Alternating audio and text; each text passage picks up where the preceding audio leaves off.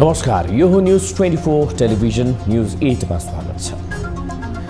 भारतको दिल्लीमा शासन गरिरहेको आम आदमी पार्टीको सफलता कुनै गोप्य सूत्रमा आधारित छैन। शिक्षा, स्वास्थ्य, खानेपानी, विद्युत र यातायात क्षेत्रमा गरिएका सुधारले आम आदमी पार्टी भारतका उदयमान राजनीतिक शक्ति बन्दैछ। राजनीतिक शक्ति निर्माण गर्न सुकर्म चाहिन्छ भन्ने मान्यता भारतमा स्थापित हुँदैछ। तर नेपालमा अहिले पनि कुनै चलेको पार्टीको नाम नक्कल गरेर दर्ता गर्ने चलन कायम छ। आम आदमी पार्टीको नामकै नक्कल गरेर प्रभु शाहले आम जनता पार्टी स्थापना गरेका छन्। पार्टी हो स्व सरकार, कसरी चलाउने र टिकाउने भन्ने ध्याउन्नामा नेपालका नेता र दल घोत्लिन्छन्। प्रधानमन्त्रीमा नियुक्त भएता प्रधानमन्त्री पुष्पकमल दाहाल प्रचण्ड र उनको मन्त्रीमण्डलमा रहेका मन्त्रीहरू पनि अहिले काम देखाउन निर्देशनको वर्षा गरिरहेका छन्। उपप्रधान, भौतिक पूर्वाधार तथा यातायात मन्त्री नारायण काजी श्रेष्ठले मंगलबार 15 दिनभित्र उपत्यकाभित्र र 1 महिनाभित्र बाहिरका सडकमा परेका खाल्डा पूर्ण निर्देशन दिए। मन्त्रीबाट यही एउटा निर्देशन प्राप्त नभएका कारण आजसम्म ती खाल्डाहरू पुरिएका थिएनन् त? प्रश्न चिन्ह। निर्देशनले खाल्डा पुरिने, सडक पुल निर्माण हुने, जनताले खोजेको सेवा पुर्याउन सकिन्थ्यो भने आजसम्म गर्न बाँकी केही पनि रहने थिएन। अब के गर्ने भन्ने भुमरीमा त प्रधानमन्त्री नै छन्। देशमा स्कुल छन्, सिकाइ छैन, स्वास्थ्य केन्द्र छन्, भरपर्दिलो सेवा छैन, पाइप छ, पानी छैन, यातायात साधन सुरक्षित र सस्ता छैनन्। यति कुरा थाहा भएपछि कामको सुरुवात कहाँबाट गर्ने भन्ने अलमल भइरहला त। अब न्यूज 8 का हेडलाइन्स। भागभण्डा मिलानका लागि आफू खुसी मन्त्रालय फुटाउन नेताहरूको कसरत। 25 भन्दा बढी मन्त्रालय बनाउन संविधान नै बाधक। शासकीय प्रणालीमै कुरा नमिल्नेहरूको सरकारमा राइदाई। मन्त्रालय बनाएर जान सकिने अवस्था पनि आउन सक्छ।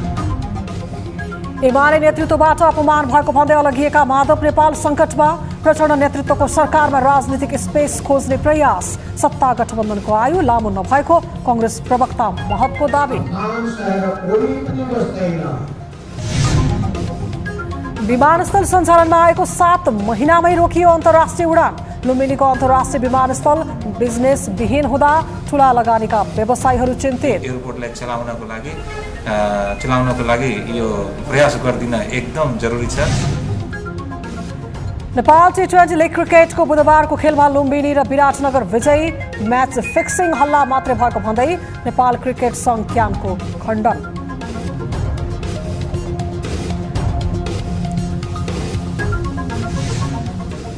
र कारको ठक्करबाट युवतीको मृत्युपछि दिल्लीमा आन्दोलन चर्कियो। युवतीलाई 11 किलोमिटरसम्म कारले घिसारेको पुष्टि। प्रहरी र प्रदर्शनकारी बीच ठाउँ ठाउँमा झडप।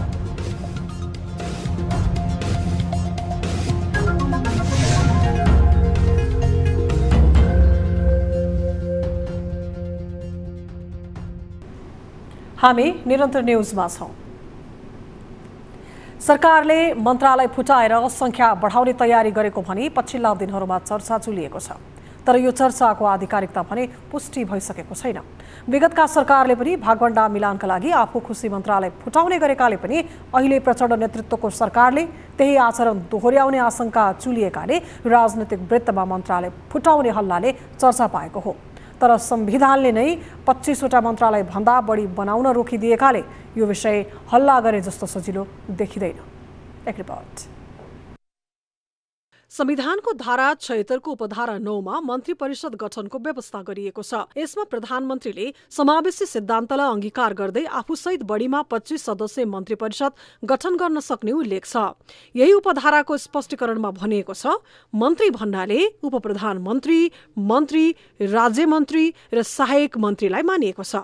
यसरी अहिले प्रचण्ड नेतृत्वको गठबन्धन सरकारले संविधानको सीमा भन्दा बाहिर जाने छुट पाउने अवस्था नै छैन। अहिले प्रधानमन्त्री सहित 22वटा मन्त्रालय रहेका छन्। त्यसपछि बाँकी रहेका 3 स्थान राज्य मन्त्री वा मन्त्रालयलाई विभाजन गर्न सक्ने अवस्था भने रहन्छ।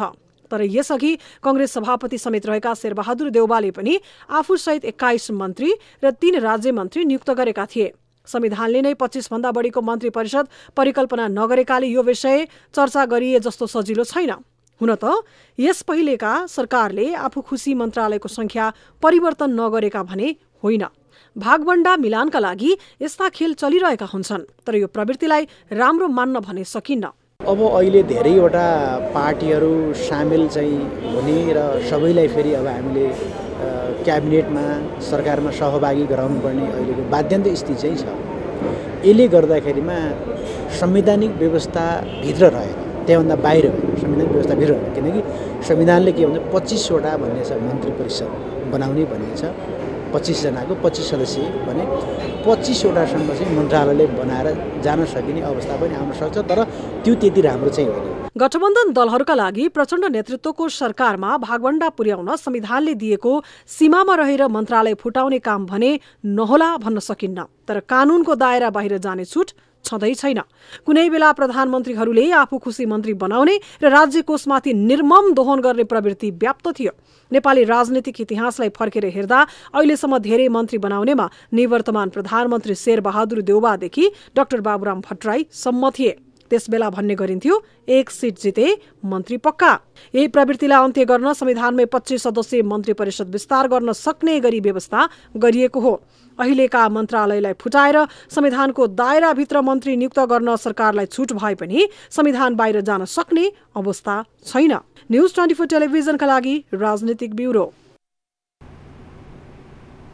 सत्ता गठबन्धन यस्तो देखिन्छ मानौ ऊ विभिन्न थरीका मसला र अन्नहरू मिसाएर बनाइएको खिचडी हो। संघीयता खारेज, हिन्दू धर्म र राष्ट्र संस्था चाहिने माग राख्नेदेखि गणतन्त्र, धर्मनिरपेक्षता र संघीयता बलियो पार्ने राजनीतिक एजेन्डा बोक्नेहरू छन्। अझ केहीले त भन्ने गरेका छन् यो संसद देशको राजनीतिक धारलाई नै परिवर्तन गर्न सक्ने गरी उथलपुथलकारी बन्न पनि सक्छ। 2051 को जस्तो यसपटकको संसद बनेको भन्दै टिप्पणी सुरु भएको तथ्यलाई नेताहरूको अभिव्यक्तिले पनि केही हदसम्म पुष्टि गर्छन्। यसले राजनीतिक संक्रमणको अवस्था निम्त्याउन सक्ने डरमा बल पुर्याउने देखिन्छ। एक रिपोर्ट। कांग्रेस र लोकतान्त्रिक समाजवादी पार्टी बाहेकको सत्ता गठबन्धन बन्ने संकेत देखा पर्दै गएको छ। एमालेको नेतृत्वमा बनेको गठबन्धन सरकारको आयु कहिलेसम्म होला यसै भन्न सकिने अवस्था छैन। सत्ता र शक्ति सङ्घर्ष सुरु हुने बित्तिकै सरकार अल्पमतमा पर्ने र सरकारका काम कारबाही प्रभावकारी नहुने अवस्था सिर्जना भई मुलुक मध्यावधिको नाममा उथलपुथलकारी परिवर्तनको पक्षमा त उभिँदैन भन्ने आशंका र डर त्यत्तिकै छ। अहिलेको सरकारमा सहभागी हुनतर्फ संकेत गर्दै नेकपा एकीकृत समाजवादीका अध्यक्ष माधव नेपाल निरन्तर प्रधानमन्त्री पुष्पकमल दाहाल प्रचण्डसँग संवादमा छन्। बुधबार प्रधानमन्त्रीसँग भएको छलफलपछि नेपालले विश्वासको मतबारे छलफल भएको बताइरहेका छन्। नेपाल नेतृत्वको पार्टी सम्मानजनक निम्तो आए सरकारमा जाने तयारीमा छ। उहाँले विश्वासको मत दिनु पर्यो भन्ने माग गर्नुभएको छ। अब हामी यस बारेमा चाहिँ पार्टीमा छलफल गर्छौँ। यता प्रमुख प्रतिपक्षी नेपाली कांग्रेसले यो सरकारलाई अवसरवादीको संज्ञा दिएको छ। वैकल्पिक गठबन्धनको सरकार अहिले बनेको छ। त्यो गठबन्धन शुद्ध यो अवसर केन्द्रित गठबन्धन हो भन्ने हामीलाई लागेको छ। चुनावमा नराम्रो पराजय भोगेपछि रन्थनिएको जनता समाजवादी पार्टीले सरकारमा जाने नजाने विषयमा नीति कार्यक्रम हेरेर मात्रै निर्णय गर्ने बताइरहेको थियो। तर बुधबार प्रधानमन्त्रीको सरकारी निवास बालुवाटारमा भएको छलफलमा अध्यक्ष उपेन्द्र यादव सहभागी भएका छन्। पार्टी प्रवक्ता मनिष सुमनले सरकारमा जाने नजाने निर्णय भइ नसकेको बताएका छन्। सरकारको नीति तथा कार्यक्रमलाई अध्ययन गरी र सरकारले गर्न थालेको शक्ति बाँडफाँड विषयलाई ध्यानमा केन्द्रित राखेर मात्र सरकारमा सामेल हुने, अन्यथा बाहिरबाटको सरकारको समर्थन त जारी नै रहनेछ। यी दलहरू संघीयता, धर्मनिरपेक्षता र गणतन्त्रप्रति राजनीतिक आस्था राख्दछन्। तर राज संस्था, हिन्दू धर्म र संघीयता खारेजीको पक्षमा रहेको राष्ट्रिय प्रजातन्त्र पार्टी पनि यही गठबन्धनमा सहभागी छ। अझ राप्रपाले बागमती प्रदेशमा मुख्यमन्त्रीको दाबी पेश गरेको छ। राप्रपा बागमती प्रदेश संसदीय दलका नेता उद्धव थापाले मुख्यमन्त्री बनेर संघीयता खारेजीको अभियान नै चलाउने बताएका छन्। यो संहिताले मुलुक उँभो लाग्दैन, यो संहिता खारिज गर्ने हो। तर हामी यहाँ किन आएको भने त्यहाँसम्म पुग्ने यसको हैसियतै छैन, राष्ट्रिय प्रहरी पार्टी त्यो स्तरमै छैन, त्यो पहुँचै राख्न सक्दैन भन्ने कुराको सवालमा चाहिँ राष्ट्रिय प्रहरी पार्टी त्यस्तो पार्टी हो, मुख्यमन्त्रीसम्म हुन सक्ने खालको पार्टी रहेछ। तर यो चाहिँ सही आवाज उठायो भन्ने जनतालाई देखाउनको लागि पनि हामी चाहिँ मुख्यमन्त्रीको पनि दाबी गरिरहेका छौँ। थापाले दिएको अभिव्यक्ति राप्रपाको स्पष्ट बटम लाइन नै हो। तर यही सरकारमा सहभागी राष्ट्रिय स्वतन्त्र पार्टीको राजनीतिक एजेन्डा के हो भन्ने अझै स्पष्ट भइसकेको छैन। रासोपाले प्रदेशको चुनावमा भाग नै लिएन, यसले रासोपाले पनि प्रदेश संरचना नै खारेजी चाहेको बताइन्छ। यस्तो अवस्थामा बनेको गठबन्धनले रासोपालाई नै गृह मन्त्रालयको जिम्मेवारी दिएको भन्दै आलोचना समेत हुने गरेको छ। तर अवस्था जे भए पनि यो संसद कतै 2051 को जस्तै त बन्दैन। 51 को संसदले निकास दिन नसक्दा देशले लामो समय गृह युद्धको सामना गर्नु परेको तितो यथार्थ हामी सामु छ। यसपटक पनि यस्तै त हुने होइन। राजनीतिक वृत्तमा यस्तो विषयको हावा भने तीव्रतर ढङ्गले फैलन थालेको छ। न्युज 24 टेलिभिजनका लागि टिभी जर्नलिस्ट शीतल रिजाल, काठमाडौँ। एमाले माओवादी केन्द्रको गठबन्धन सरकारले साना दलहरूलाई समेटेर पुष्पकमल दाहाल प्रचण्डको नेतृत्वमा सरकार गठन गरेको छ। प्रचण्ड एमालेसँग मिल्न पुगेपछि नजिकका मित्र नेकपा एकीकृत समाजवादीका अध्यक्ष माधव नेपाल एक्लो बनेका छन्। नजिकै आएको सत्ता गुमेको पीडालाई कम गर्दै नेपाल फेरि प्रचण्ड नेतृत्वको सरकारमा राजनीतिक स्पेस खोज्ने प्रयत्नमा देखिन्छन्। एक रिपोर्ट। एमाले फुटाएर माधव नेपालको नेतृत्वमा नेकपा एकीकृत समाजवादीको गठन भयो। त्यसपछि एमाले प्रति अनुदार देखिँदै आएका नेपाल र नेपाल प्रति झन आक्रामक बन्दै आएका एमाले अध्यक्ष केपी शर्मा ओली यसबेला सरकारमा सहभागिता सहित राजनीतिक मिलनको बिन्दु पहिल्याउने स्थानमा आइपुगेका छन्। नेपालसँगै बिच्किएर हिँडेका प्रचण्ड सत्ता साझेदारीसँगै नियमित सल्लाह र छलफलमा जुट्न थालेका छन्। तर नेपाल मान प्रतिष्ठाको कारण देखाउँदै ओलीलाई भेट्न तयार देखिँदैनन्। नेपालले भन्ने गरेका छन् अपमान गर्ने या अभावले हेर्ने, त्यही भएर पार्टीबाट विद्रोह गर्नु परेको हो। भनेको घरबाट त्यतिकै बाहिर निस्कन चाहन्छ, तर अपमान सहेर कोही पनि बस्दैन। गलत सबै खालका कुकर्महरू हुँदाहुँदै अन्त्यलाई सहेर कोही पनि बस्नु हुँदैन। पार्टी विभाजनको बेला नेपालले दिएका यही अभिव्यक्तिका कारण ओलीसँगको मिलन त्यति सहज भने देखिँदैन। दोस्रो तेस्रो तहका नेताहरू नेपाल ओलीलाई मिलाउन कसिएका त छन्, तर दुवै नेताहरू आआफ्ना अडानमा रहँदा समस्याको समाधान गर्न मुस्किल परिरहेको छ। त्यसैले नै नेकपा यसलाई सरकारमा सहभागी हुन असहज देखिन्छ। बुधबार नेकपा यसको युवा संगठनले आयोजना गरेको एक कार्यक्रममा त झन् माधव नेपालले प्रधानमन्त्री प्रचण्डको अनुहार हेरेर सरकारमा जाने नजाने निर्णय नहुने बताए। मान्छेको अनुहार हेरेर गर्ने हो भने प्रचण्डजीको अनुहार हेर्दाखेरि ल समर्थन गर्दैन भन्दै उनलाई अनुहारले हेर्दाखेरि समर्थन गर्ने कुरा मात्रै सुन्न मन लागेको छ भने गरिदिए। तर अनुहारले पनि कहिले काहीँ हुँदैन। त्यहाँ अनेक छन्, के गर्छन् थाहा छैन। सरकारमा जान नेकपा यसलाई औपचारिक निम्तो आइसकेको छैन। तर पोलिट ब्युरो बैठकबाट अनिडित नेपाललाई प्रधानमन्त्री प्रचण्डले सिंहदरबारमा बोलाएर छलफल गरेका छन्। उनले यही 26 गते विश्वासको मत लिने कार्यक्रम तय छ। यसै विषयमा छलफल भएको नेपालको भनाइ छ। अब हामी यस बारेमा चाहिँ पार्टीमा छलफल गर्छौँ। छलफल गरेर बोलाउँछौँ। यहाँहरू पनि सरकारमा जाने कुरा भयो? त्यसबारे केही पनि भएको छैन। खालि विश्वासको मतको बारेमा कुरा भएको छ। हजुर, अहिले फेरि कम्युनिस्ट एकताको कुरा पनि आइरहेको छ।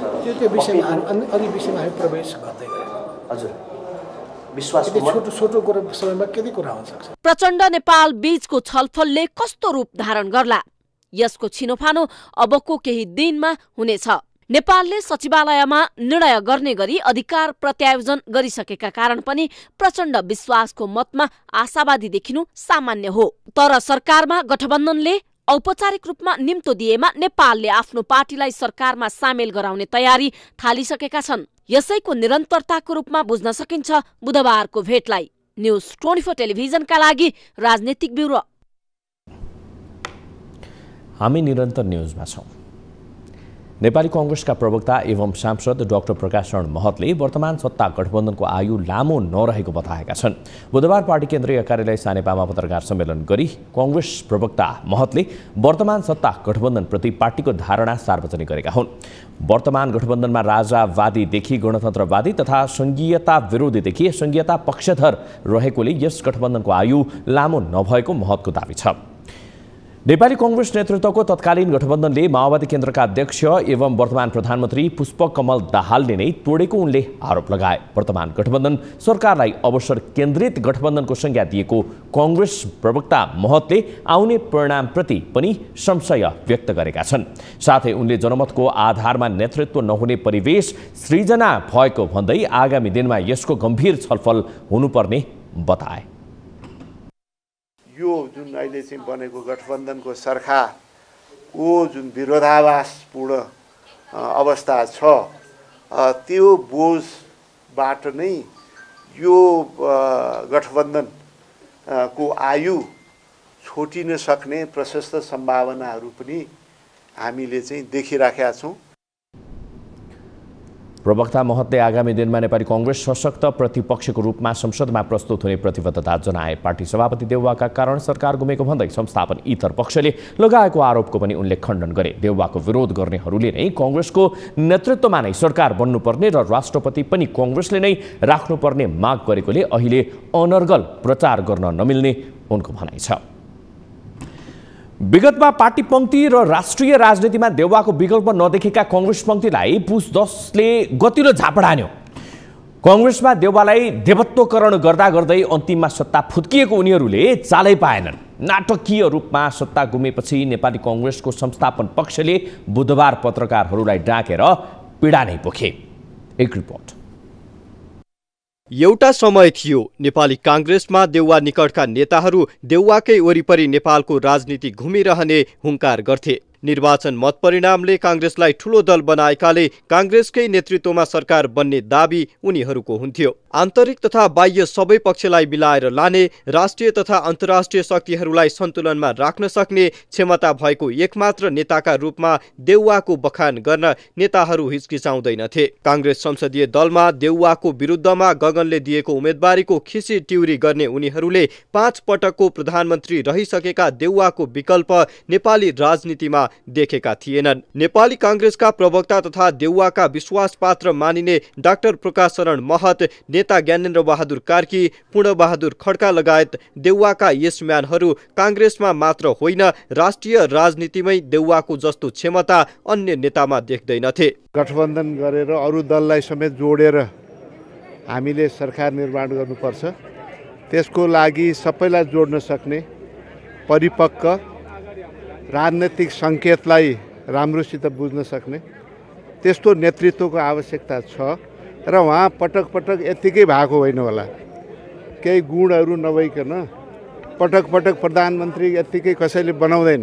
कांग्रेस, माओवादी, समाजवादी लगायत दल नेकपा एमाले सहितलाई जोडेर अहिलेको सरकार निर्माण गरेर प्रतिपक्षी एमालेलाई समेत साथमा लिएर जाने त्यो क्षमता, त्यो अनुभव, त्यो सबै खालको चाहिँ मिलाउन सक्ने कला सबै कारणले अहिलेको बेलामा पार्टीका आदरणीय सभापति शेरबहादुर देउवा नेपाली कांग्रेस संसदको नेताको लागि उपयुक्त हुनुहुन्छ। तर सरकार निर्माणमा नाटकीय परिवर्तन आएपछि नेपाली कांग्रेस संघदेखि प्रदेशसम्म प्रतिपक्षीको भूमिकामा खुम्चिएको छ। कांग्रेसमा देउवाका गाथा गाउनेहरूकै उक्साहटमा सरकारको नेतृत्वमा देउवाले अडान लिएर बस्दा समीकरण बिग्रेको विश्लेषण कांग्रेसभित्रै भइरहेको छ।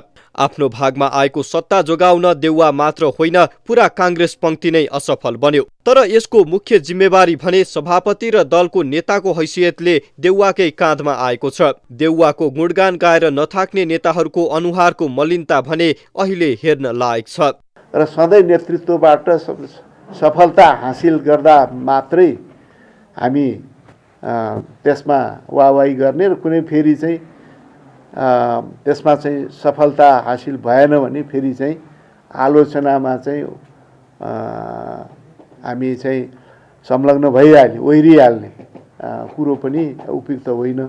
विगतमा देउवाको चाकडीमा खर्च भएका ती शब्दहरू फलदायी भएनन्। यति बेला राजनीतिक हिसाब मिलानको केन्द्रमा देखिए नेकपा एमाले अध्यक्ष केपी शर्मा ओली। ओलीको राजनीतिक चाल बुझ्न समेत नसकेका नेता भन्दै काङ्ग्रेसमै देउवा इतर पक्षले देउवाको चर्को आलोचना गरिरहेको छ। प्रश्न देउवाको राजनीतिक सक्षमताको होइन, उनलाई रिझाउन यसम्यानहरूको चाप्लुसीका कारण काङ्ग्रेसले भोगिरहेको नियतिमा छ। न्युज 24 टेलिभिजनका लागि क्यामेरामा सुनिल गुरुङका साथमा टिभी जर्नलिस्ट सुजन चालिसे, काठमाडौँ। नेकपा माओवादी केन्द्रका अध्यक्ष पुष्पकमल दाहाल प्रचण्ड 40औं प्रधानमन्त्रीका रूपमा शपथ खाए लगत्तै उनले राहदानी तथा लाइसेन्स बनाउनका लागि लाग्ने लामो लाइन हटाउने प्रतिबद्धता जनाएका थिए। राहदानी तथा पासपोर्ट बनाउने सेवाग्राहीले बेहोर्नु परेको शास्ति भर्खरै होइन, त्रिपुरेश्वर स्थित राहदानी विभागले बढी शुल्क लिएर अर्जेन्ट पासपोर्ट बनाउने गर्छ। बढी शुल्क तिरेर भए पनि सेवाग्राहीहरू विभागमै आएर पासपोर्ट बनाउन चाहन्छन्, तर राहदानी विभागको व्यथितिका कारण सर्वसाधारणले हैरानी बेहोर्नु परेको छ। एक रिपोर्ट।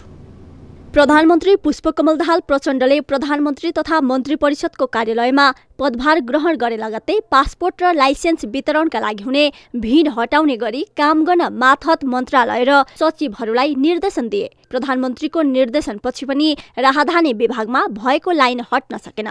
मन्त्री परिषदको पहिलो निर्णय नै सोही विषयमा केन्द्रित भएपछि उपप्रधान एवं गृहमन्त्री रवि लामिछानेले पनि राहदानी विभागको अनुगमन गरे। राहदानी विभागमा दैनिक रूपमा सेवाग्राहीको लाइन उस्तै छ। म खोटाङदेखि आएको, आज 14 दिन भयो। म यहाँ आएको 1 हप्ताभन्दा धेरै भयो। यति बेला राहदानी विभागले राहदानी वितरण बन्द गरेको छ। सिस्टममा समस्या आएको भन्दै विभागले राहदानी वितरण कार्य बन्द गर्यो। कहिले अपोइन्टमेन्ट, कहिले बायोमेट्रिक, कहिले फर्म रिजेक्ट जस्ता विभिन्न समस्याले सेवाग्राहीलाई भने हैरानी बनाइरहेको छ। कतिपय जिल्लामा राहदानीको व्यवस्था नै छैन। भएका जिल्लामा पनि ढिला सुस्तीका कारण आकस्मिक रूपमा पासपोर्ट बनाएर विदेशिनु पर्नेहरू यी पासपोर्टका लागि काठमाडौँ धाउन बाध्य छन्। सर्भर डाउन भएर विभागले सेवा नै बन्द गरेपछि यति बेला सेवाग्राहीको भिड थामिन सक्नुको छ। कहिले ढिला सुस्ती, कहिले कर्मचारीको आन्तरिक द्वन्द्व तथा कहिले बिचौलियाका कारण सेवाग्राहीले शास्ति बेहोरेका छन्। अब यो बिचौलियाले कसरी पैसा लिँदा रहेछन् भने यो टोकन चाहिँ परराष्ट्रको कर्मचारीहरूसँग अब साँठगाँठ हुँदो रहेछ। अनि यहाँबाट यिनीहरूले टोकन खोलिदिइसकेपछि त्यो बिचौलियासिम जाँदो रहेछ र यिनीहरूले त्यो टोकन निकाल्दो रहेछन्। उनीहरूले भनिदिनु पर्यो नि कि ब्याकअप पुगेन कि सर्भरलाई पैसा पुगेन, त्यो त भनिदिनु पर्यो नि। जहिले पनि सर्भर ह्याङ, घरि 11 नम्बर जा भन्छ, घरि 210 जा भन्छ होइन। यो लेखिदिएर पठायो हिजो, हेर्नुहोस् यो के लेखिदिएको हामीलाई के थाहा। दैनिक 1800लाई सेवा दिन सक्ने क्षमता भएको राहदानी विभागमा प्रधानमन्त्री प्रचण्डको निर्णय पश्चात सहज सेवा पाउने अपेक्षामा सेवाग्राहीको चाप बढेको छ। दैनिक 6000 को हाराहारीमा सेवाग्राहीहरूको उपस्थिति बढेको विभागको भनाइ छ। सेवाग्राहीलाई हामीले 3 दिनमा सेवा दिनु पर्थ्यो, तर हामीले कानुन अनुसार नियम अनुसार पनि, तर 3 दिनमा दिन नसकेपछि के कारणले दिन सकिन भने खबर त गर्नु पर्यो नि। नत्र भने त सबैजना फेरि आइहाल्नुहुन्छ, मेरो एसएमएस आएन किन आएन भनेर सबैजना आइहाल्नुहुन्छ। तपाईँ हामीलाई थाहा छ हाम्रो पब्लिकमा त्यो अलिकति पेसेन्स वेट अब हुन्छ, बिचरा जरुरी छ होला, कसैको फ्लाइट होला, कोही बिरामी होला, कोही घर डेफिनेटली जरुरी नभए यहाँ काठमाडौँ नै कोही आउनुहुन्न। अब तर के गर्ने भन्दाखेरि चाहिँ अब सिस्टमले अलिकति काम नगरेपछि खबर त गर्नु पर्यो नि पब्लिक। तर प्रधानमन्त्रीले सहज सेवा दिने प्रतिबद्धताले सेवाग्राही बढेको नभई सेवा प्रवाह ढिला सुस्ती तथा पहिलेदेखि नै रोकिएका राहदानीका कारण भिड बढ्नु स्वाभाविक हो। व्यवस्थित र द्रुत सेवा प्रवाहमा विभाग तथा कर्मचारीहरू नै जिम्मेवार छन्। त्यसैले प्रधानमन्त्रीले भाषणमा होइन कार्यान्वयनमा ध्यान दिन जरुरी छ। न्युज 24 टेलिभिजनका लागि क्यामेरामा कान्छा डङ्गोलका साथ टिभी जर्नलिस्ट ज्योत्सना घिमिरे, काठमाडौँ। नेपाली कांग्रेस सुदूरपश्चिम प्रदेश संसदीय दलको नेतामा कमलबहादुर शाह सर्वसम्मत चयन भएका छन्। संसदीय दलको नेताका आकांक्षी रहेका आफूसहितका अन्यले शाहलाई समर्थन गरेपछि उनी सर्वसम्मत चयन भएका हुन्। कांग्रेस संसदीय दलको नेतामा बहादुर सिंह थापा, दिवान सिंह बिष्ट, मेघराज खड्का, प्रकाश देउवा सहितका 7 जना आकांक्षी थिए। शाह कैलाली निर्वाचन क्षेत्र नम्बर 2 को प्रदेशसभा 1 बाट निर्वाचित सांसद हुन्। प्रकाश देउवाको बलियो समर्थन पाएपछि शाहका पक्षमा सर्वसम्मत निर्णय भएको हो। मंगलबार बसेको प्रदेश पदाधिकारीको बैठकले दलको नेतामा आकांक्षीहरूलाई सर्वसम्मत चयन गर्न सुझाव दिएको थियो, तर सहमति नजुटेपछि प्रदेश उपसभापति लोकराज अवस्थीको संयोजकत्वमा निर्वाचन समिति बनाइएको थियो। सोही समितिले दिउँसो 2:30 बजेसम्म उम्मेदवार मनोनयनको समय तोकेको थियो, तर नेताहरूबीच मनोनयन दर्ता गर्ने समय सकिँदै गर्दा सर्वसम्मत नेता चयन गर्ने सहमति भएको हो। लुम्बिनी विकास कोषले कपिलवस्तु क्षेत्रका बुद्ध सर्किटहरूको अवलोकन गरेको छ। कोषका उपाध्यक्ष भिक्षु मैत्रेय, योजना प्रमुख सरोज भट्टराई सहितको टोलीले प्राचीन तेलौरा कोट दरबार, सगरहवा र सिसहनियाको स्थलगत अवलोकन गरेको हो। उक्त अवसरमा विश्व सम्पदा सूचीकृत को तयारीमा रहेको तिलौरा कोटको व्यवस्थापन, सिसहनियाको संरक्षण एवं सगरहवालाई बौद्धकालीन पार्कका रूपमा विकास गर्न प्रस्तर राष्ट्रिय कार्यशालामा जुट्न पदाधिकारीहरूले निर्देशन दिएका छन्। कोषका उपाध्यक्ष भिक्षु मैत्रेयले बौद्धकालीन सभ्यताका प्रशस्त अवशेषहरू कपिलवस्तुमा रहेकोले उत्खनन, संरक्षण र विकासका लागि कोषले क्रमशः काम गर्दै अघि बढ्ने बताए। साथै तिलौरा कोटलाई विश्व सम्पदा सूचीमा सूचीकृत गर्ने तयारीका लागि आवश्यक सम्पूर्ण प्रक्रिया पूरा भएको पनि जानकारी दिए। अवलोकनका क्रममा सगरहवा ताललाई स्थानीय तह, स्थानीय बासिन्दाको समेत अपनत्व हुने गरी बौद्धकालीन सभ्यतालाई प्रस्तरमा उतारेर पर्यटकीय गन्तव्य बनाउने योजना अनुसार कार्यशाला गर्ने परिषदले निर्णय गरिसकेको छ। न्युजहरू अझै बाँकी छन्, अब पालो ब्रेकको।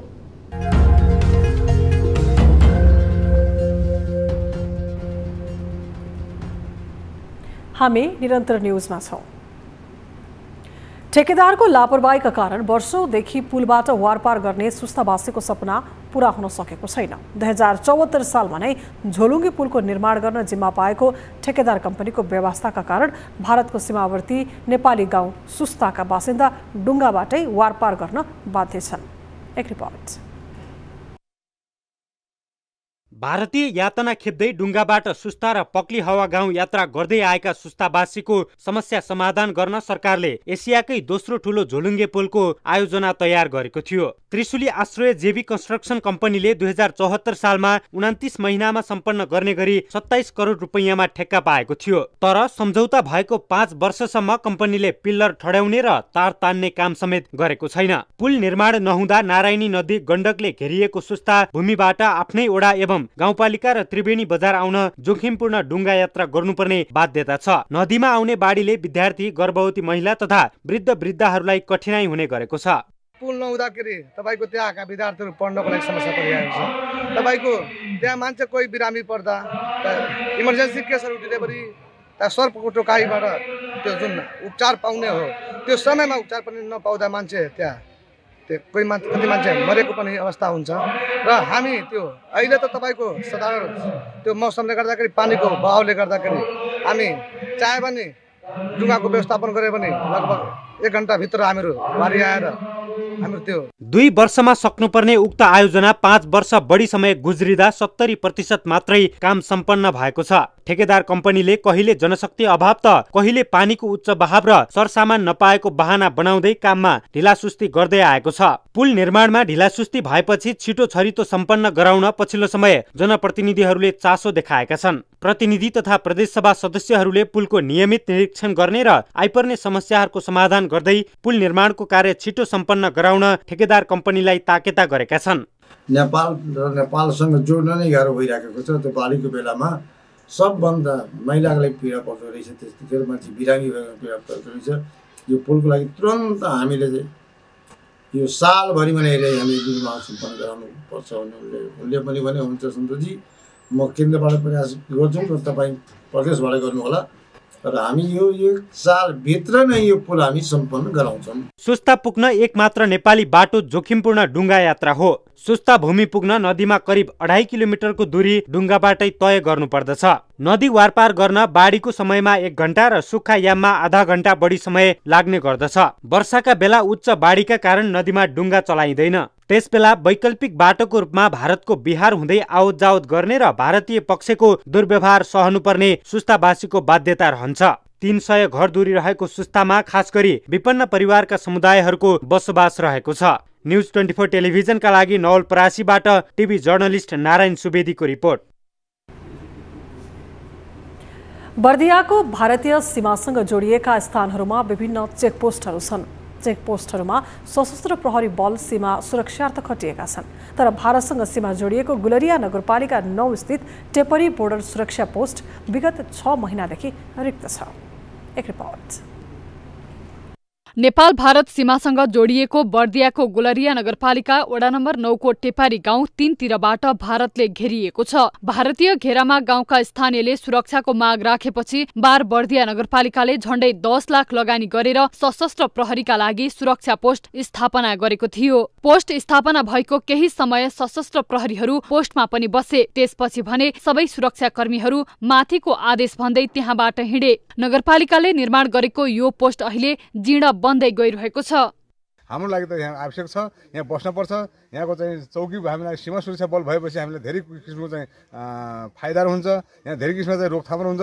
यहाँ चोरी चङ्खारी हुँदैन। जङ्गलको एरिया छ। हाम्रो चाहिँ बौडको ठाउँमा बस्ती छ। यो बस्तीलाई हामीलाई सुरक्षा समितिको जरुरी आवश्यक छ। काटी उठ्न पनि एकदमै गाह्रो पर्छ। अब हाम्रो यहाँ बोर्डरनिर घर छ। हाम्रो यतातिर त्यति वास्ता पनि मान्छेहरू त्यति वास्ता नगरेर पनि गए होला सायद हाम्रो प्रहरीहरू। तर हामी बोर्डरनिर छौँ। कतिखेर तिनीहरू इन्डियाका मान्छेहरू आएर हामीलाई समातेर लग्लान्। कतिखेर के हुन्छ हामीलाई थाहा छैन कि मान्छे निश्चित थोरै हुन्छ कि अहिले यो घटना हुन्छ भनेर। त्यसैले हामीलाई सुरक्षाकर्मी चाहिँ एकदमै आवश्यकता छ। दक्षिणतर्फ भारतीय जंगल भएका कारण सधैँ त्रासमा बसेका स्थानीयले सशस्त्रको पोस्ट बसेपछि सुरक्षित महसुस गरेका थिए। तर सुरक्षाकर्मीहरूले पोस्ट छाडेपछि दिनहुँ जसो तस्करी हुने गरेको स्थानीयको गुनासो छ। चुनावपछि लगत्तै खाली छ। त्यसपछि कोही पनि आउनु भएको छैन। यसरी बिओपी खाली हुँदा यहाँ यो गुलरिया नगरपालिका वार्ड नम्बर 9 भनेको चारैतिरतिर यो भारतको सीमाले छोएको वडा हो। यहाँ यो सीमा सुरक्षा बल नहुँदाखेरि अस्ति भर्खर एउटा बलात्कारको घटना पनि घट्यो। त्यसपछि खुल्ला सीमाको कारण इन्डियाबाट तस्करीहरू पनि बहुत हुन्छ यो ठाउँमा हैन। अनि राँगाहरू काठपात त्यसपछि भारतीय सीमावर्ती क्षेत्रका बासिन्दाले पोस्टमा सुरक्षाकर्मी राखिनुपर्ने माग गर्दै आएका छन्। तर प्रशासनको भने यसतर्फ ध्यान गएको छैन। बीओपी निर्माण गरेर सशस्त्रको पोस्ट स्थापना गरिए पनि माथिकै आदेशमा सशस्त्र हटाइएको स्थानीय प्रशासनको भनाइ छ। 8वटा बीओपी चाहिँ स्थापना भयो। बाँकीमा केही ठाउँमा एफओबीको रूपमा स्थापना गरेर त्यही भएकै विद्यमान दरबन्दीबाट सेवा दिइरहेकोमा विभागले पछि चाहिँ अब यो कम दरबन्दीले थोरै मान्छे धेरै ठाउँमा बाँड्दा प्रभावकारी भएन, नतिजा आएन भन्ने हिसाबले बीओपीहरूलाई स्ट्रङ बनाउने, त्यसको क्षमता विकास गर्ने र जनशक्तिलाई चाहिँ अलिक केन्द्रीकृत गर्ने नीति लियो। सशस्त्र प्रहरीको हेडक्वार्टरले अहिले चाहिँ बीओपी स्वीकृत बीओपी बाहेक अन्यत्र चाहिँ जनशक्ति नराख्नु भन्ने निर्देशन आएको कारणले हामीले त्यो एउटा कट्टीको एउटा एफओबीलाई चाहिँ अहिले खाली गरेको अवस्था हो। नगरपालिकाले पोस्ट खडा गरे पनि सुरक्षाकर्मी राख्ने अधिकार स्थानीय सरकारलाई छैन। भारतीय सीमाको यस संवेदनशील क्षेत्रमा नगरपालिकाले निर्माण गरिएको सुरक्षा पोस्टमा सुरक्षाकर्मी राख्नेतर्फ सम्बन्धित निकायले ध्यान दिन आवश्यक छ। यो कार्यालय विगत 3-4 महिनादेखि नै रित्तै छ। सशस्त्र प्रहरीहरूले यस स्थानमा गस्ती गर्न छोडेर यहाँ बस्न छाडेपछि स्थानीयहरू सधैँ जसो तर्सित भएर दिन बिताइरहेका छन्। स्थानीयहरूले पटक पटक जिल्लामा गएर यहाँ प्रहरी माग गरे पनि अहिलेसम्म सशस्त्र प्रहरीहरू पुनः फर्केर नआएका कारण सधैँ जसो जोखिममा पस्नु परेको गुनासो गरिरहेका छन्। सीमा सुरक्षा कार्यालय बर्दियाले भने यहाँ सशस्त्र प्रहरी नपठाएर आफूहरूलाई असुरक्षा गरेको स्थानीयहरूको गुनासो छ। न्युज 24 टेलिभिजनका लागि ज्योतिपन्थी, बर्दिया। हामी निरन्तर न्युजमा छौँ। कैलालीको घोडागोडी नगरपालिकाले सडक क्षेत्र अतिक्रमण गरी बनाएका घर टहरा हटाउने अभियान थालेको छ। नगरको पूर्व शक्तिकाँडा नदीदेखि पश्चिम आमखोया जङ्गलसम्मको पूर्व पश्चिम राजमार्ग र अन्य 12वटा वडा जोड्ने सडकको अतिक्रमित क्षेत्र खाली गर्ने अभियान थालिएको हो। एक रिपोर्ट।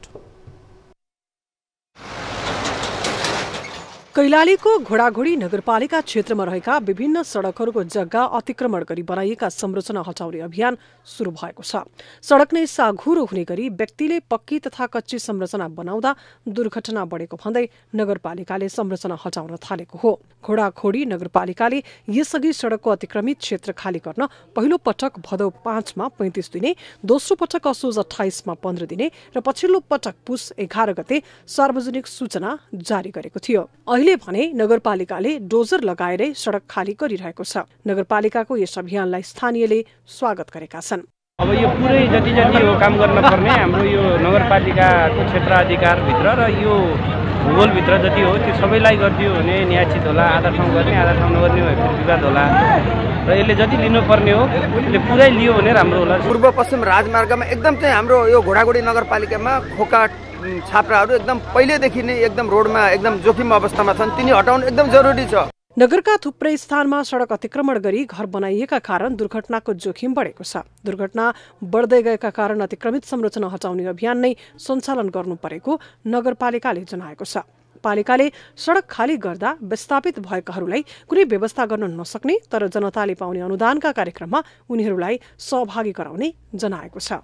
घोडाघोडी नगरपालिका चाहिँ निर्णय मात्र गर्ने, कार्यान्वयन गर्दैन, कार्यान्वयनमा पछाडि रहन्छ भन्ने कुराहरू गर्दै गर्दा अस्ति पनि हामीले 2 दिन अगाडि माइकिङ गरेका थियौँ र अब चाहिँ हामीले अहिले पनि यो चाहिँ साँडेपानीको सुक्ती काँडा नदीबाट यो अभियान सुरु गरेका छौँ। नगरपालिकाले जनतालाई प्रदान गर्ने हरेक किसिमका सेवा सुविधामा उहाँहरू अनुदानका कार्यक्रमहरूमा अरूमा भाग लिनु पर्यो र यो हटाउँदैमा उहाँहरूलाई घर बासको व्यवस्था नगरपालिकाको तर्फबाट गर्ने सोच पनि छैन, गर्न सम्भव पनि छ। यसरी देशैभर सडक तथा सार्वजनिक जग्गा अतिक्रमण भइरहेका छन्। पछिल्लो पटक काठमाडौँ महानगरपालिकाले सार्वजनिक जग्गा संरक्षण अभियान थालेपछि अधिकांश पालिकाले अतिक्रमित तथा अवैध संरचना हटाउने अभियान थालेको छ। घोडाघोडी नगरपालिकाले विगतमा विविध कारण अवैध संरचना हटाउने अभियान स्थगित गरेको भए पनि यसपटक अभियान पूरा नभएसम्म नरोकिने मेयर खड्ग रावतले बताए। यो अभियान सम्पूर्ण ढङ्गले नसकिन्जेलसम्म सफाईको काम नसकिन्जेलसम्म निरन्तर रूपमा अगाडि बढ्छ र सडकलाई हामी सफा सुन्दर पारेरै छोड्छौँ। नगरपालिकाले पटक पटक सूचना निकाल्दै आए पनि यसअघि एक्सनमा आउन सकेको थिएन, तर यो पटक भने तेस्रो पटक सूचना प्रकाशित गर्दा पनि अटेरी गरेपछि नगरपालिकाले डोजर चलाएको छ। न्युज 24 टेलिभिजनका लागि कैलालीबाट टिभी जर्नलिस्ट खेम ढुङ्गानाको रिपोर्ट। अब बिजनेस न्युज।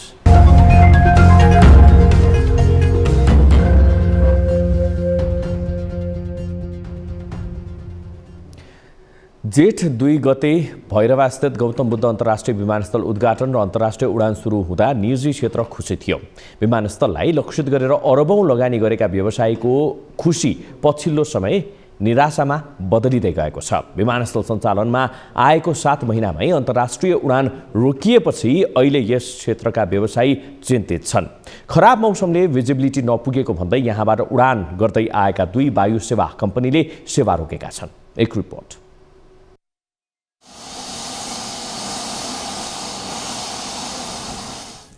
गौतम बुद्ध विमानस्थल उद्घाटनकै दिनदेखि कुवेतको जजिरा एयरलाइन्सले व्यावसायिक उडान सुरु गरेको थियो। त्यसपछि भैरवाबाट उडान गर्न 1 दर्जन विदेशी एयरलाइन्स इच्छुक देखियो। तर विमानस्थल सञ्चालनमा आएको 6 महिनापछि हिमालय एयरलाइन्सले चार्टर उडान सुरु गर्यो। अन्य एयरलाइन्स भने आएनन्। मौसमको कारण देखाउँदै डिसेम्बर 16 देखि हिमालय र 21 डिसेम्बरदेखि जजिराले पनि उडान अवतरण स्थगित गरेका छन्। यहाँका व्यवसाय र स्थानीयले लामो समयदेखि एयरलाइन्सहरू थप गरी भैरवाबाट दिल्ली, थाइल्याण्ड, चीन लगायत मुलुकमा उडान गर्न माग गर्दै आएका थिए। सञ्चालनमा रहेका विमान कम्पनीले पनि अहिले सेवा बन्द गरेपछि स्थानीय व्यवसायी निराश बनेका छन्। जति पनि हाम्रा चाहिँ यहाँका युवाहरू भोलि चाहिँ विदेश पलायन हुन्छन् र यहाँ विकास चाहिँ जुन युवाहरूले र युवतीहरूले गर्नुपर्ने विकासहरू नहुँदाखेरि यो देशको चाहिँ स्थिति चाहिँ एकदमै नाजुक र भय अवस्था हुन चाहिँ जान्छ भन्ने मलाई जस्तो लाग्छ। म निवेदन गर्न चाहन्छु, म हात जोडी बिन्ती गर्न चाहन्छु सरकारसँग यो छिटोभन्दा छिटो यो एयरपोर्टलाई चलाउनको लागि यो प्रयास गरिदिन एकदम जरुरी छ। अब कसरी हुन्छ यो सरकारको दायित्व छ। उद्घाटन यता 154 वटा उडान र अवतरण गरेको जजिरा एयरलाइन्सले पनि काठमाडौँ केन्द्रित उडान गरिरहेका छन्। यसबाट 31,600 यात्रुले सेवा पाएका थिए। विमानस्थलका अनुसार इन्स्ट्रुमेन्ट ल्यान्डिङ सिस्टम ILS अर्थात् थोरै भिजिबिलिटी हुँदा पनि जहाज उडान अवतरण गर्न सकिने उपकरण सञ्चालन नहुँदा हिमालय र जजिराले पनि सेवा स्थगित गरेका हुन्। आन्तरिकतर्फ दैनिक हुँदै आएका 20 देखि 25 उडान पनि आधा घटेका छन्। अन्तर्राष्ट्रिय उडान नहुँदा विमानस्थलका कर्मचारी फुर्सदिला भएका छन्। अब उताबाट आउने मान्छे ल्यान्ड गर्न सकेन भने डाइभर्ट गरेर अल्टरनेटमा जाँदाखेरि उता पनि खर्च, यता पनि त्यो प्यासेन्जर अनि फेरि टुङ्गो नहुने, कतिखेर मौसममा सुधार आउला आउने भनेर त्यस कारणले गर्दाखेरि अहिले केही दिन सस्पेन्ड गरेको मात्रै हो। प्यासेन्जर यहाँबाट झिक्न लागेको पनि होइन र प्लस यो के अरे अरू कुनै कारण देखिँदैन, प्यासेन्जरको कारण देखिँदैन र हामीले जानकारी गराएअनुसार पनि त्यही भनेको छ कि हुस्युले गर्दाखेरि अहिले हाम्रो केही दिनलाई सस्पेन्ड गरेको मात्रै हो। यही फ्लाइटलाई काठमाडौँबाट गरिरहेको छ भनेर जानकारी दिएको छ। विमानस्थललाई लक्षित गरेर व्यवसायीले पर्यटन क्षेत्रमा अर्बौं लगानी गरेका छन्। अन्य क्षेत्रमा पनि लगानी उस्तै छ। जनवरी 1 मा पनि पोखरामा निकै तामझामका साथ अन्तर्राष्ट्रिय विमानस्थल उद्घाटन गरिएको छ। एकपछि अर्को अन्तर्राष्ट्रिय विमानस्थल थपिरहेका बेला करिब 43 अर्ब लगानी भएको लुम्बिनीको अन्तर्राष्ट्रिय विमानस्थल बिजनेसविहीन भएपछि ठूला लगानी गरेका व्यवसायीहरू चिन्तित बनेका छन्। न्युज 24 टेलिभिजनका लागि रूपन्देहीबाट टिभी जर्नलिस्ट प्रकाश नेउपानेको रिपोर्ट। न्युजहरू अझै बाँकी छन्, अब पालो ब्रेकको।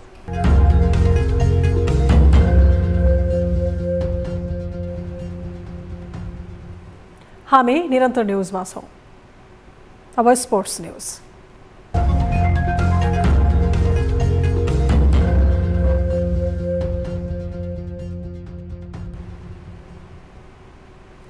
पहिलो संस्करणको जारी नेपाल T20 लिगमा बुधबार विराटनगर सुपर किङ्स र लुम्बिनी अल स्टार विजय भएका छन्। त्रिवी क्रिकेट मैदान कीर्तिपुरमा बुधबार भएको खेलमा विराटनगर सुपर किङ्सले फार वेस्ट युनाइटेडलाई 6 विकेटले पराजित गर्यो। फार वेस्टले दिएको 157 रनको लक्ष्य विराटनगरले 19.3 ओभरमा 4 विकेट गुमाएर पूरा गर्यो। विराटनगरका लागि रोहित पौडेलले 42 बलमा 60 रनको अर्धशतकीय इनिङ्स खेले। प्रदीप ऐरी 40 रनमा आउट हुँदा हुसेन तलतले 17 रन बनाए। पृथ्वी बास्कोटा 17 रनमा अभिजित रहँदा गौरांशु शर्माले 11 रन बनाए। फार वेस्टका लागि नूर अहमद, प्रकाश जैसी, करण केसी र हसमतुल्लाह साहिदीले समान 1-1 विकेट लिए। त्यसअघि ब्याटिङ रोजेको फार वेस्टले 20 ओभरमा 9 विकेट गुमाएर 156 रन बनाएको थियो। 8 खेलमा 3 जित 5 हार सहित विराटनगर 6 अङ्कका साथ अङ्क तालिकामा पुच्छरबाट दोस्रो स्थानमा रहेको छ। यसअघि बुधबारकै अर्को खेलमा काठमाडौँ नाइट्सलाई 102 रनको फराकिलो अन्तरले पराजित गर्दै Lumbini all stars Nepal T20 लिगको क्वालिफायरमा पुगेको छ। लुम्बिनी अल स्टार्स 9 खेलमा 8 जित सहित 16 अङ्क सहित शीर्ष स्थानमा रहेको छ। लुम्बिनीले दिएको 184 रनको लक्ष्य पछ्याएको काठमाडौँ 15.4 ओभरमा 81 रनमा अल आउट भएको थियो। नेपाल क्रिकेट सङ्घ क्यानले जारी नेपाल T20 लिग क्रिकेटमा म्याच फिक्सिङ वा स्पट फिक्सिङ भएको भन्ने हल्लाको खण्डन गरेको छ। बुधबार एक वक्तव्य जारी गर्दै क्यानले म्याच फिक्सिङ वा स्पट फिक्सिङ भएको भन्ने हल्लाको खण्डन गरेको हो। वक्तव्यमा नेपाली क्रिकेट र राष्ट्रकै नाममा ठेस पुर्याउने गरी गरिएका यस्ता गतिविधि अन्त्य गर्ने प्रतिबद्धता क्यानले गरेको छ। म्याच फिक्सिङबारे जानकारी भएमा प्रमाणसहित नेपाल क्रिकेट सङ्घको केन्द्रीय कार्यालय र नेपाल T20 लिगको एन्टी करप्सन युनिटमा उजुरी बुझाउन क्यानले आग्रह समेत गरेको छ। मिथ्या र भ्रामक सूचना नफैलाउन समेत वक्तव्य मार्फत आग्रह गरिएको छ। 9 पुसदेखि सुरु भएको नेपाल T20 लिगमा बेटिङ, सम्भावित फिक्सिङ र विदेशी खेलाडीलाई श्रम स्वीकृति बिना खेलाइको घटनाप्रति अनुसन्धान गर्न गृहमन्त्री रवि लामिछानेले मङ्गलबार नै नेपाल प्रहरीलाई निर्देशन पनि दिइसकेका छन्। हामी निरन्तर न्युजमा छौँ। अब 24 वेदर अपडेट।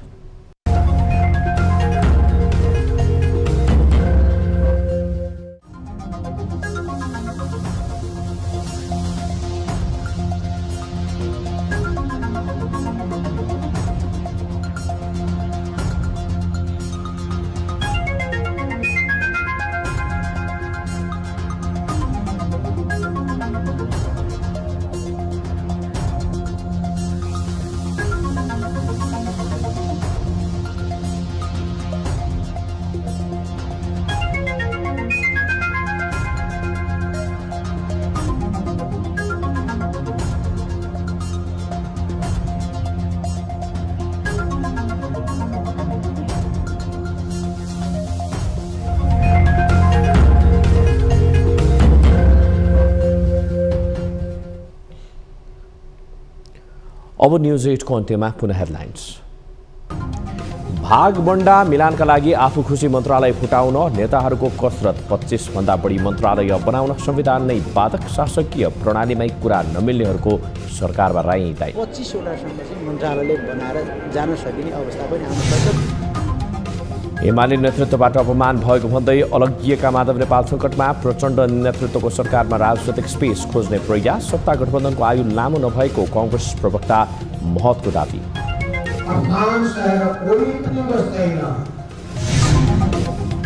विमानस्थल सञ्चालनमा आएको 7 महिनामै रोकियो अन्तर्राष्ट्रिय उडान। लुम्बिनीको अन्तर्राष्ट्रिय विमानस्थल बिजनेसविहीन हुँदा ठुला लगानीका व्यवसायीहरू एयरपोर्टलाई चलाउनको लागि यो प्रयास गरिदिन एकदम जरुरी छ। नेपाल T20 लीग क्रिकेटको बुधबारको खेलमा लुम्बिनी र विराटनगर विजयी। म्याच फिक्सिङ हल्ला मात्रै भएको भन्दै नेपाल क्रिकेट संघको खण्डन।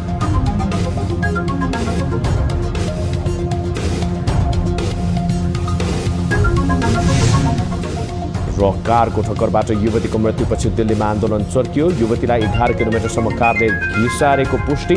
प्रहरी र प्रदर्शनकारी बीच ठाउँ ठाउँमा झडप।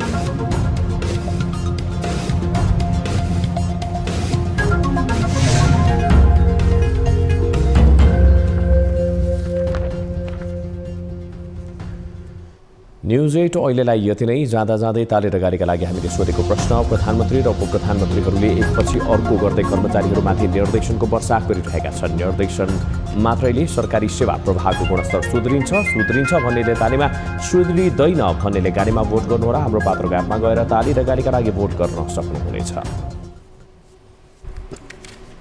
थप न्युजका लागि हाम्रो वेबसाइट www.news24nepal.com हेर्नुहोला। साथै हामीलाई फेसबुक, ट्विटर र युट्युबमा पनि फलो गर्न सक्नुहुनेछ। यस्तै मोबाइल, भाइबर र इमेलबाट 24 हेल्प डेस्कमा कुनै समस्या या गुनासो छन् भने सम्पर्क गर्न सक्नुहुनेछ। अहिलेलाई बिदा दिनुहोस्।